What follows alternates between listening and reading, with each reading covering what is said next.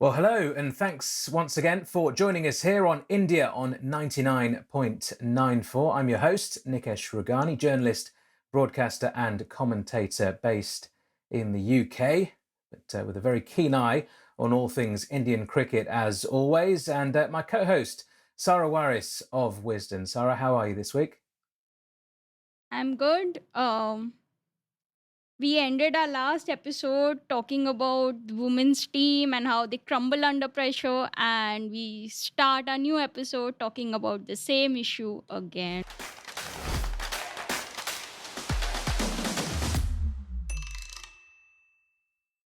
Absolutely, yes. It's a bit of a running theme, isn't it?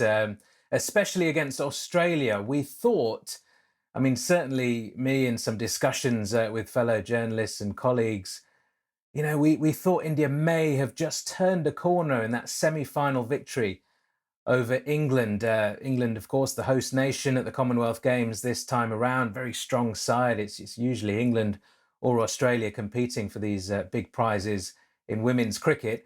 And India managed to get over the hurdle in that semi-final. Let's just talk a little bit about that one to start with. I mean, given the situation, given how close the game was, yes, it looked a little bit closer on paper, didn't it? The 4-run margin, but that's the six hit off the last ball of the innings to make that look a little bit closer than it was. But in the end, it was fairly comfortable going into that final over from an Indian point of view, with the 11 runs left to defend. But it was still a tight match. There was still lots of pressure. It was against the home nation. There was lots of home support in at Edgbaston, in amongst all the great Indian support that we've seen as well. Was that something that surprised you and pleasantly surprised you as well, or have you seen that kind of coming from this Indian side? So they needed 44 and 34 in the end with 8 wickets in hand. They messed that up.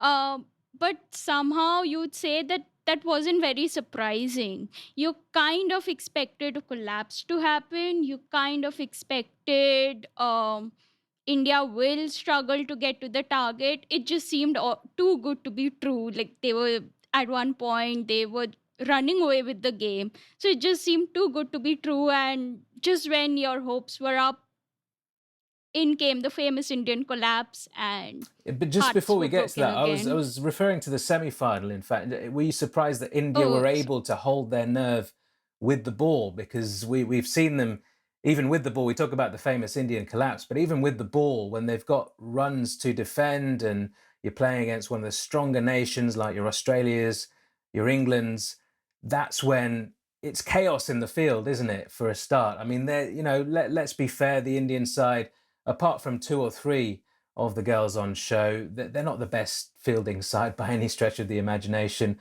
And the standards have slowly been improving, but still they're not up there with Australia, with England, even the West Indies in terms of their fielding skills. So that usually falls to bits first, and then the bowlers don't quite hold their nerve. Were you pleasantly surprised by that in the semi-final? yeah, the semi-final win gave us hope that this could be the first global tournament that India wins. They held their nerves even though England were at a stronger position at the halfway stage, you would say. But it was such a nice surprise to see that India can do it. uh, it's rare, but they have the ability to do that. But as we spoke about in the last episode, being in that situation again and again will probably help them to manage their nerves better. uh, they have the talent, they can play well under pressure, but it's just all about doing that consistently over a longer period. In terms of the final itself, it was in Birmingham. It might as well have been at the Braeburn rather than Birmingham. Such was the atmosphere, and that's what you expect when you see India playing in England and anywhere around the world, really. But particularly when they're not playing against the home nation, the host nation, which in this case was England. Very little support for the Australians. It's a long way, of course, and there's not that much of a cricket-loving Australian community in the UK, whereas we know there's tons and tons of Indians we get everywhere around the world. We support cricket whenever we can, and it was the case once again in Birmingham on Sunday. The atmosphere, first of all, was fantastic. So that would have perhaps eased a few of the nerves in the Indian camp, you feel, going into the game. But once you get under the way, once you cross that white line, it's all about you and the opposition. And just first and foremost, a word on the Australians going into the final as well. I mean, this Australian side is one of the greatest cricket sides that there has ever been across men's and women's cricket, hasn't there? You know, they've World Cup winners, T20 World Cup winners, now Commonwealth Games winners, of course, as well. But even before yesterday's final, as we record here today, 24 hours ago, the final taking place, they are some side, aren't they? And that's why, I would like to talk from an Indian point of view. That's why it's so encouraging to see this Indian team with all their flaws and their squad deficiencies, so to say, running Australia close game after game. They are possibly the greatest side across men's and women's cricket. But this Indian team, from an Indian point of view, that's what you want to see. You want to see the Indian team fight and put on a fight against the very best, which they have done. So, yeah, yes, this Australian team is the greatest, but the Indian team and the constant fight against this side has been very encouraging. In terms of the match, then, Australia batting first, 161 for 8. Competitive score. You look at men's and women's cricket, and the scores are a little bit different in terms of average scores and scores that teams are comfortable setting and chasing down in the second innings as well. 161, to put it into context for those who may not follow as much women's cricket as they do IPL and things like that. 161 in a final as well. I mean, even in a men's final, 161 is competitive because it hits the pressure of the situation and everything like that. You've got runs on the board, and now it's up to the other side. Yeah, it might look like a mediocre target even in men's cricket, but it's a competitive total. In this, they would have felt pretty comfortable, the Australians, not like the game was won, but given their record against India, against everybody in recent times as well, their bowling attack, their fielding skills as well, they would have felt comfortable with that, you think, right?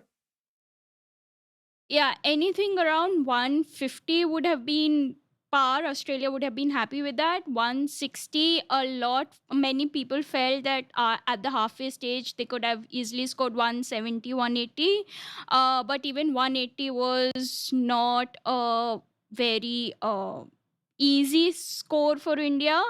And yeah, they would have been the happier team walking into the pavilion at the halfway Tell you one stage. thing though, I was working in Cardiff yesterday at Sophia Gardens. I was covering my first 100 game for the BBC this season, Welsh Fire against the Oval Invincibles, and I couldn't watch the women's Commonwealth final. I had a 3-hour drive back home from Cardiff, so I was listening to BBC Test Match Special, and commentary team did a fantastic job as always. And Snehal Pradhan, former Indian cricketer, of course, was part of the team. And she said at the halfway stage, interestingly, that even before the halfway stage, she said, look, 160, if India were batting first, they would be aiming for something around 160, and they might feel comfortable with that.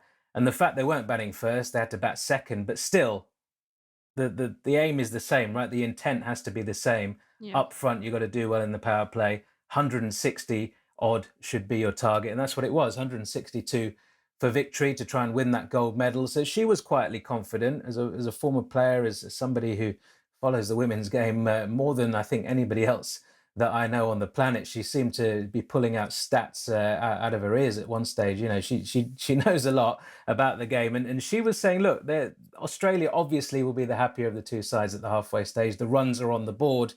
They've got a fantastic bowling lineup. But, the way India have attacked the power play throughout the Commonwealth Games, and that was a theme, wasn't it? The only side to score more than 50 during a power play in the whole tournament.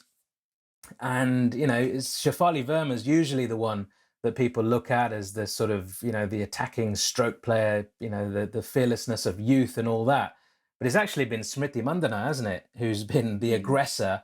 And Shafali's been at the other end, and she has played some decent innings as well. But it's really been about Smriti, the aggressor. And to lose those two early on, that almost felt like a killer Yeah. blow there and then. Yeah. So India, so to say, they have four specialist batters, and losing both of them very early on was a huge blow, especially the kind of form Mandana was in. And it just took the momentum away, I'd say, early on. Shafali, Mandana played, you can say, not the best of shots. Shafali struggled at the other end. Jemimah and Harmanpreet had the nice partnership in the middle, and India hoped that they could get over the line. But then it's a recurring issue that it's just the top four. So if a Mandana doesn't do well, you can almost be certain that India is going to struggle. Or if a Shafali Verma doesn't do well, the pressure will be on the middle order, which is what happened again. So the two openers have done their job throughout the competition, but yesterday the middle order had to stand up, which was not the case, except Harmanpreet and Jemimah. So which is a recurring issue in the Indian women's team of late, and yeah, that should be one of the points which they have to work on going forward. Yeah, and let's talk about Jemimah Rodrigues and Harmanpreet Kaur as well. That partnership was crucial. And at the height of that partnership, once they got going, and particularly Harmanpreet Yeah, playing those shots as we know she can. I mean, look, that 171 not out from the 2017 World Cup in England, that semi-final against Australia, that kind of follows her around everywhere she goes. And there's huge pressure yeah, associated with that. People just expect that time and time again. And that was probably the greatest innings in women's ODI cricket history, arguably anyway. I've not seen all of the great innings, but it was right up there. The pressure of the situation, the side she was up against, and she can't do that every time. And that's not necessarily even the game that she has played throughout her career. Yes, she's capable of it on occasion, and she can hit the big shots, but she's not just a blaster. She's not a Shafali Verma who just comes out and just tries to smash everything to the boundary. She's more intelligent than that. She's more composed than that. And it was a real captain's knock. And it was such a shame, I suppose, the timing of the wicket. Just had a wicket at the other end, and then yeah, Harmanpreet back on strike, batters crossed, and then she's dismissed off the very next ball as well. And that was pretty much game over because 65 from 43 that she made. They needed, what, 44 or 34 at one stage. Even after she'd yeah, been dismissed, to be honest, they did a decent enough job of keeping it close enough, the middle order batters, but wickets kept falling. And at the end, it's too much pressure on those batters who, as you say, they're not specialist batters, are they? I'm yeah, reluctant to use the term bits and pieces, but they're all-round cricketers who can do a bit of, they're probably more bowlers than batters, the likes of Dipti Sharma, who played valiantly yesterday, but it was too yeah. much for her. And there's just not enough depth in that middle order, is there? Yeah. So after the loss, Harmanpreet did say that she would like an extra batter in the team, which kind of sums up Indian women's team of late. It's just a very top heavy side. So I was just looking at some stats. In T20Is in the last 2 years, the top order, the top four averages close to 30, while numbers 5 to 7 have an average of 15 with a strike rate of 106. So it's almost like even if the top order is getting you runs, you cannot expect the middle order to go ahead and get a competitive score. Someone from the top order has to bat through if India wants to put up a competitive score, which I think is too much pressure on them. So I think there are lots of things for the Indian team to work on going forward. Last episode we spoke about the mental pressure. It is that, but then there are so many more things. It's the selections, it's not having, as you said, bits and pieces cricketers from numbers five, Let's be six, careful. We seven, know that and even the Sanjay wicket. Manjrekar got in trouble with Yeah, Ravi Jadeja for using the term bits and pieces. But the yeah, point we're trying to make is they bat a bit, but they're not front yeah. line, are they?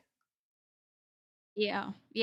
And even with the wicket keeper, so India, I think India, one of the very rare teams who has a specialist wicket keeper in their side.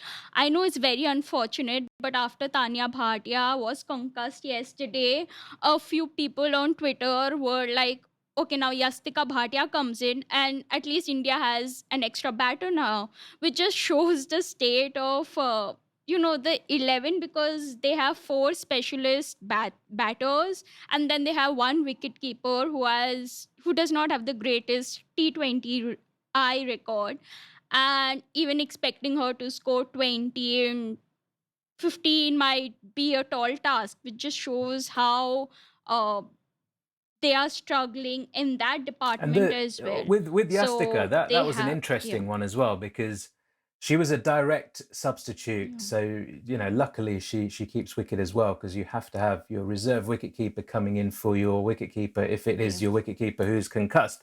But the problem with that is that Danya Bhatia comes into bat at number 9.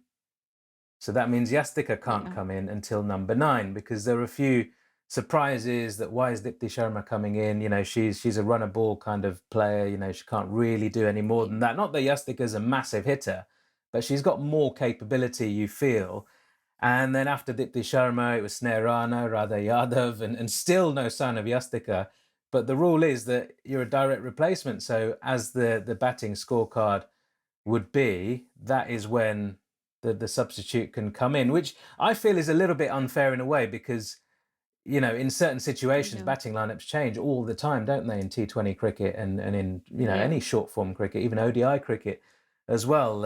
So I feel that's a little bit unfair, but yeah, Yastika just left with too much to do at the end. I mean, she I don't think faced a ball until the end of the penultimate over, or maybe even into the final over. So it was a strange one, that, and we've seen it on a few occasions. She turned down the single. Sorry, she Yes, turned down the single in the first and ball then of the took last one. In over. fact, took on the 2, but then the run out just so she could get back on strike. Run And out. then there was Yeah. confusion as to whether they crossed, and it was all go. It was typical Indian chaos in these pressure situations, Indeed. as we've been talking about previously. But with Tanya Bhatia, I mean, this is not the first time it's happened, has it? Happened in the T20 World Cup final against Australia as well, where she was subbed out for concussion, and Ghosh came in, and who's the better batter, Yeah. and a few eyebrows have been raised, but we take it as it is, and you're allowed a substitute if you are concussed, and those are the rules. So no rules were broken, but yeah, India making 152 all out in the end from 118 for 2 early on in the 15th over, to then lose 8 wickets for just 34 runs. And I mean, even among famous Indian batting collapses, like you mentioned earlier, famous batting collapses of all time, really, that is right up there. 34 for 8 in less than 5 overs. You're not going to win many games like that. It just brought back very unfortunate memories of the 2017 World Cup against England, where India were in a great position, and then they had the famous collapse, and then they lost by 9 runs, which was the margin yesterday as well. So it almost makes you feel that a lot has changed in 5 years. India have done very well. They've reached 3 finals of 5 events, one semi-final. But has anything changed? It makes you wonder. It's the same mistakes are being repeated. There are tactical blunders, there are selection questions. You don't have anyone to uh, tell you why Shikha Pandey, for example, is not playing. Or so it's almost like so much has changed, but has anything changed? So it's just Let's talk about the top then, in yeah. terms of the people in charge. I mean, just to take it back a little bit as well. I mean, I know this is not the History Channel, but Mithali Raj was in the crowd, and you talked about needing somebody to bat through an innings. Do you now sort of have some sympathy for the way she was batting late on in her career, just knowing that there's not enough depth in the batting? Someone's got to stick around, haven't they? And she was taking on that role, and yeah, reactions slow down, your game slows down a little bit with age, whoever you are. But somebody so great, still churning out runs towards the end of her career. It's just the strike rate that large groups of fans were complaining Yeah. about towards the end there. But just given this situation, look, she's out of the side, and all of a sudden, we're talking about four specialist batters only in a T20 side. I mean, usually, these teams around the world, whether you're male, female, you need at least seven batters, don't you? If not more. So, do you have any sympathy for somebody like Look at the Mithali? Australian team. They have we would have loved to have, or like, once you're on the losing side, you look at hindsights and then you wonder, yeah, this could have been, that could have been, but then Not it's even, sorry, about the I'm not way saying would you forward like to have and her in the team going. for the Commonwealth Games final. That's done and dusted. Yeah. But just, she got a lot of stick for the way her career ended, the way she was batting, but Yeah. she kind of needed to play that role, didn't she? I mean, maybe she could have come in a little bit earlier and batted, either opened or Yeah. come in at number 3 and then look to bat through the innings. But in any case, whenever she came in ODIs or T20s, she was looking over her shoulder thinking, there's no one else to come. What do I do? If I play my shots and get Yeah. out now, I'm going to get stick. We're probably going to lose. If I play slowly, I'm going to get stick. But, I've got to try and bat out this innings. We don't want to be Yeah. all out. So any sympathy in terms of the way her career ended and the way she was batting? I mean, she had no real choice, did she, in the way she went about things? Yeah. I agree with that. There was a tweet which got a lot of flack. Mithali Raj is the best thing to happen to Indian cricket and the worst thing to happen to Indian cricket.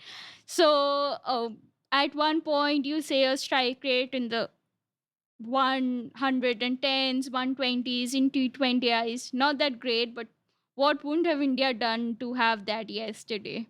Uh, yeah, she almost played a thankless kind of a job for so many years, even before 2000, in the early 2000s, when not many were even watching the women's games. And even recently, you'd say there is Harmanpreet, there is Smriti, but you can possibly argue that they played that way, they succeeded playing the way they did because they have the security of Mithali in the team. You knew that, you could go after your shots because you were almost certain she could play till the 45th, 50th over in ODIs or even in T20Is, either hold one innings up, which India have been lacking of late. So, yeah, she played a very thankless role, got a lot of flag. But what wouldn't have India done to have someone like And her we've in the talked a lot side about yesterday? women's IPL, and we did that in the previous episode as well. I don't think we need to touch on that. Look, we need a women's IPL. That's the bottom line. Everyone is calling for it. It's only the BCCI which needs to pull its finger out and make it happen. And hopefully that will be the case in 2023. Go There on. was a very there was a very ironical tweet by Sourav Ganguly yesterday. Uh, Something which said, "Oh, disappointed," or along those lines. I can't really remember it. Well, there was Just let also, me while you get see. that up as well, Which, I mean, a lot of the former Indian men's cricketers were sort of saying, look, we're proud of the team and all those kind of things. There was one, though, Mohammad Azharuddin, who just absolutely slated them, just as said rubbish batting from the yeah, Indian team and what a way to throw away a winning position, something along those lines. And look, that's not yeah, what we need at this stage. Yeah, you've got to call a spade, and you've got to be critical of the exactly. women's game as well. You can't just sugarcoat everything. Even if you are a former men's cricketer and you're kind of seen to be maybe trying to over promote the women's game just to do the right thing, you just call it as it is. But at the end of the day, look, this Yeah, Australian side is one of the greatest of all time, like we say, across all cricket, and you've just got to take your hat off to them at the end of the day. Yes, India didn't play well under pressure, but like we say, you look to the future and how can you improve? What do you do next time? And that's partly what we're here to talk about on the podcast as well, isn't it? yep. Um, I just feel it's about ironing out the small flaws. There were a lot of positives while we've spoken about all the areas where India lacked. there are a lot of positives. Their fielding yesterday was brilliant. Like, India is one of the weakest fielding sides in the women's game. Their fielding yesterday, that catch of by Dipti Sharma, that run out by Radha Yadav, who also took a blinder. So the fielding was so good. It's like, if you can feel that way, then why don't you do that in every game? They played spin well throughout the tournament. The form of Smriti Mandana, Harmanpreet, taking over the Renuka captaincy. Singh It through the just tournament as well. she was yeah, Renuka Singh, obviously. With Harmanpreet, I'd also like to add, she kind, obviously it's not a comparison between the women's game and the men's. She kind of gives Virat Kohli vibes. She's animated on the field. She's asking her teammates to go and sledge. Like, there was a very nice anecdote by Veda Krishnamurthy on one of the pre-shows. She was like, Harmanpreet asks her to go and sledge the Australian and England batters. So it was a very humorous take on, because Veda is one who knows English. Not many do know. So she is always in the forefront, and Harmanpreet is like, go sledge them. So she always gives kind of Virat Kohli vibes. And it's just nice to see, women's players so animated and so eager to do well. uh, it will attract crowds. Like, Virat Kohli's animated passion, it got in crowds to the test cricket, and you almost think that Harmanpreet being so fired up will get in more crowds, and kind of like she'll become the face of women's cricket in the next few years as captain. She will bring in more crowds. Obviously, there's Mandana, but as a captain, she has a bigger role to play. So it's very encouraging signs. And yeah, as a captain, Harmanpreet has just been leading from the front, and it's so like nice to see. And hopefully a finals win is So around the corner she for them. clearly, a lot of people, you included, feel that she is the one to lead this India team forward into the new era of women's cricket Yeah. over there. What about the coach, Ramesh Powar? Is he the right man? He's had a couple of stints in charge of the team. He fell out with Mithali Raj famously a few years back as well. Came back in. Yeah. They seem to like him at the BCCI.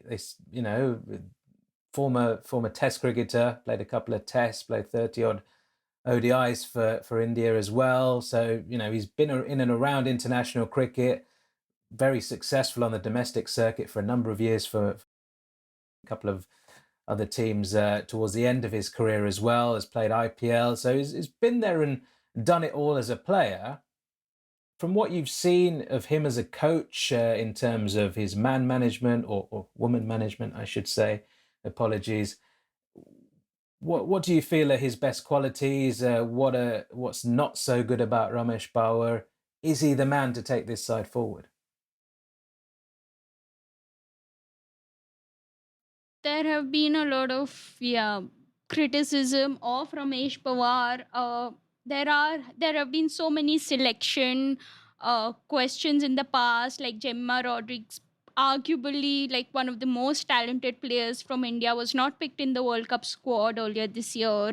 The handling of Shikha Pandey. India didn't play Sneh Rana, who had a wonderful World Cup in the first match against Australia. So all these selection debates obviously come down to Ramesh Pawar as well. And it just makes you, as you said, wonder if he is the right person for the job. Personally, I would want someone else to take over. I don't really have a reason why, but from what I've seen of him, he's just, like that Ravi Shastri vibes, just go for it, that kind of a fighting spirit, so to say. So I think someone who can cheer on the girls more, like Ravi Shastri. I think that's what the Indian team needs right now, rather than a calm and composed Ramesh Pawar, who, like, that's what it seems he is, a very calm and that sort of a persona. But I think Indian cricket needs someone like Ravi Shastri to helm the women's team right now, because you know, they are lacking in belief, and I don't think Ramesh Pawar is Yeah, well, doing you could such a argue good that job the of it Indian right men's now. test team might still need somebody like a Ravi Shastri. They're doing all right in the white ball stuff, but yeah, it's just that I suppose it's Yeah, the relationship between the captain and the coach which is so crucial as well. And Harmanpreet Kaur, does that connection work well?